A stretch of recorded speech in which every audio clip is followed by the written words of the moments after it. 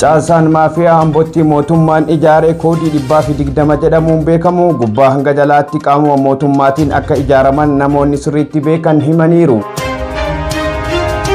Naannoo Hararii keessatti ilmaan Oromoo miseensa bilxiginnaa ta'an filannoof akka hin dorgomne dhorkamuun dhagahame. Turkiin xiyyaarota waraanaa F-16 gara Somaaliyaa Moqaadishootti bobbaafte jechuun gabaafame. Ebla 15 bara 2026 ashama akkam jirtu kabajamtoota hordoftoota miidiyaa walabummaa Oromiyaa kanneen hangafoota oduutii haga dhuma sagantaa keenyaatti nu waliin turan affeerraa keenya.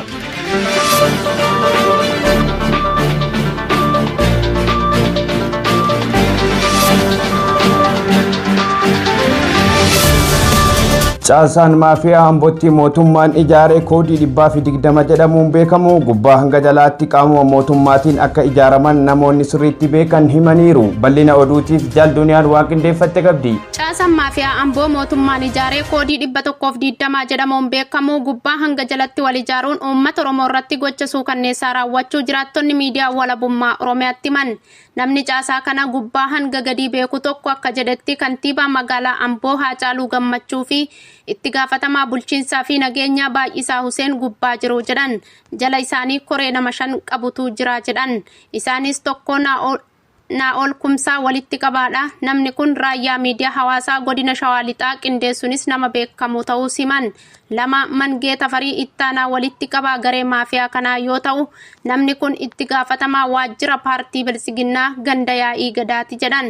3 Caasaa Qananiisaa tarkaanfii humnaa fudhatamu nama hoogganuudha kan jedhan. Namni kun nama viidiyoowwan hedduu irratti haleellaa suukanneessaa wayita namoota irratti fudhatu mul'ateedha ta'us ibsaneera.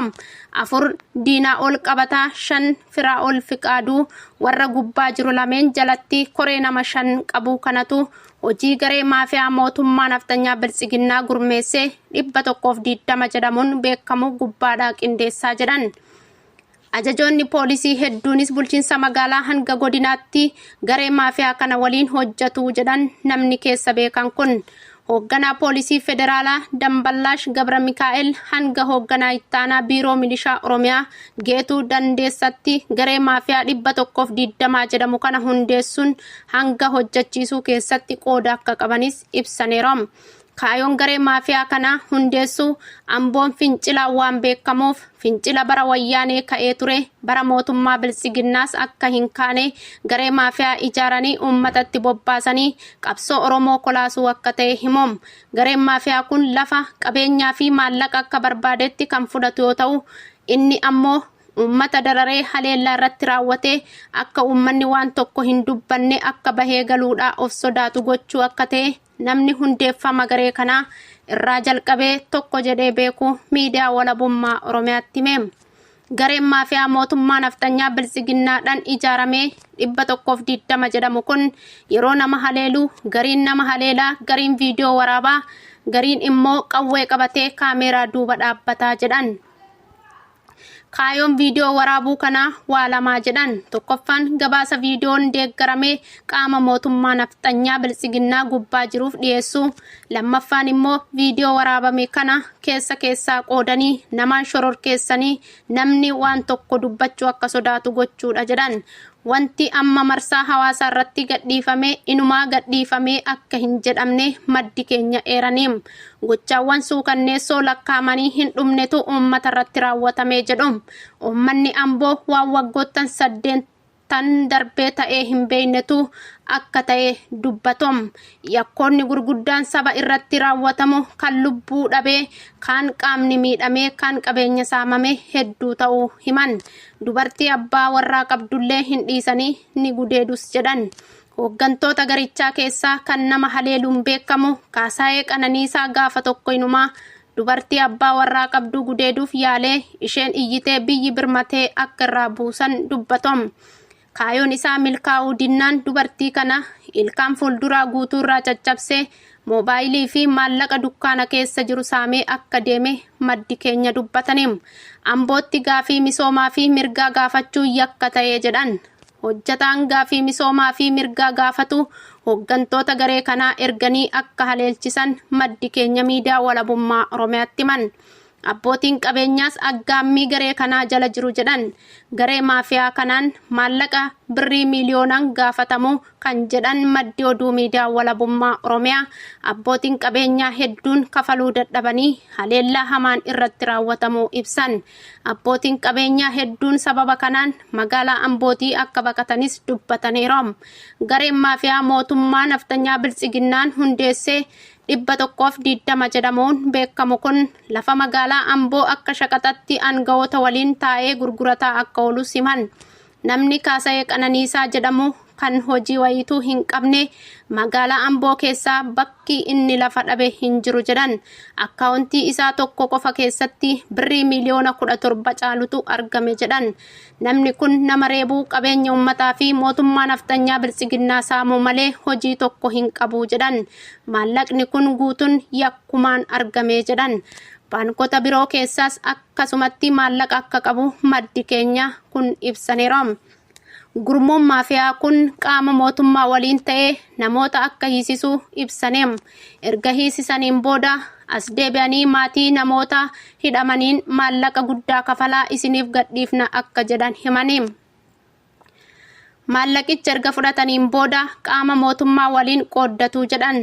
120 baay'ina miseensotaa osoo hin taane koodii gareen sun itti waamamu akka ta'e ibsan. Garee kanaan uummata Amboo irraa wanti gahee akkaan hammaataa ta'uu dubbataniim. Naannoo Hararii keessatti ilmaan Oromoo miseensa bilxiginnaa ta'an filannoof akka hin dorgomne dhorkamuun dhagahame. Bal'ina oduutiif Jaalnasruu Sabaa waan qindeeffate qaba.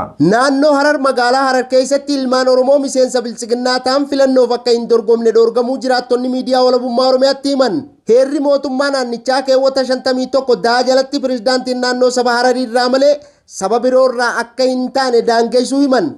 Kana jechuun ilmaan Oromoo dandeettii guddaa qabaatanillee qe'ee isaanii irratti mirga naannicha bulchuu kan hin qabne ta'uu heera naannichaan daangeffamu namoonni itti dhiyeenyaan beekan miidiyaa walabummaa Oromiyaaf ifoomsanii jiru. Keeyyata 51 jalatti ifatti wanti barreeffamee jiru namni pirezidaantii naannichaa ta'uu nama sabaan Hararii ta'ee fi gosaan Shariifaa ta'uun barameera. Kanaaf agarsiiftuu kan ta'e pirezidaantonni hanga ammaatti naannicha bulchaa turan Abdullaahi Idris Ibrahim Shariif, Gaazaalii Mohammad Shariif, Fuad Ibrahim Abdullahi Sharif, Murad Abdulladi Ahmad Sharif kanneen jedhaman yoo ta'an Ordiin Badri Amdoon Sharif ammoo nama yeroo ammaa naannicha bulchaa jirudha. Boordiin filannoo impaarettii filannoo dabre irratti qaceeltoon mirga jiraattota naannoo Hararii fi heera idil-addunyaa cabsu kana hin raawwadhu jedhee didus diraamaa gama mana murtii Ordiin Badrii taphateen luugamni sirna appaartaayidii ammaas itti fufee jiraachuun ibsameera. Addunyaa kana irratti uummanni qe'ee irratti dhalatee guddate irratti naannoo isaatti pirezidaantii ta'uu hin dandeessu jedhamee heera mootummaa PP'n daangeffame ilmaan Oromoo naannoo Hararii qofa akka ta'e jiraattota magaalichaa biratti mufii guddaa kaasee jira.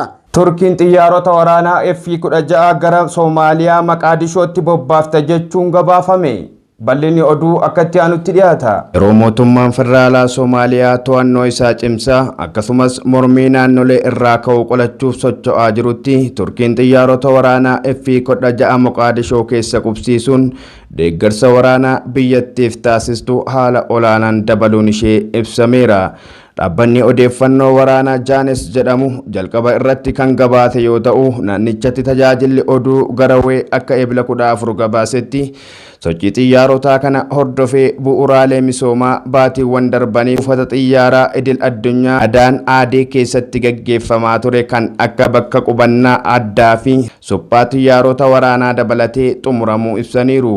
Hooggantoonni Turkii akka ibsanitti xiyyaaronni kunneen hojii farra shororkeessummaa garee Al-Shabaab irratti gaggeeffamu cimsuuf akkasumas nageenya galaanaa eegsisuu keessumaa hojii qorannoo boba'aa galaanaa Soomaaliyaa keessatti gaggeeffamaa jiru waliin wal qabatee tajaajila kan kennan ta'uu eeraniiru. Jettiiwwan waraanaa ammayyaa kun Moqaadishoo kan gahan yeroo biyyattiin wal dhabdee siyaasaa keessoo keessa jirtudha. Torbanoota darban keessa humnoonni federaalaa bulchiinsa naannoo kibba lixaa irratti haleellaa waraanaa raawwachuun mormituu cimaa kan filannoo irratti namni tokko sagalee tokko jechuun pirezidaantii Hassan Sheikh Mohammed qeeqaa turan. Hoogganaa naannichaa Abdul Aziz aangoo irraa fonqolchaniiru. Ministeerri ittisaa Soomaaliyaa Ahmad Muallim Fiqii dhiyeenya kana ibsa kennaniin raayyaan ittisa biyyaa bulchiinsa naannolee qajeelfama federaalaa cabsaniif ammaan booda obsa akka hin qabne beeksisaniiru. Itti dabaluun raayyichi daangaa biyyattii hunda akka eeguu fi naannoo aangoo mootummaa federaalaa mormu kamiyyuu gidduu akka seenu ajajni kennamu ifoomsanii jiru. Egaa hordoftoota miidiyaa walabummaa Oromiyaa oduun har'aaf qabnu kanuma oduu birootiin hanga walitti deebinutti nagaan nuuf tura horaa bulaa deebana.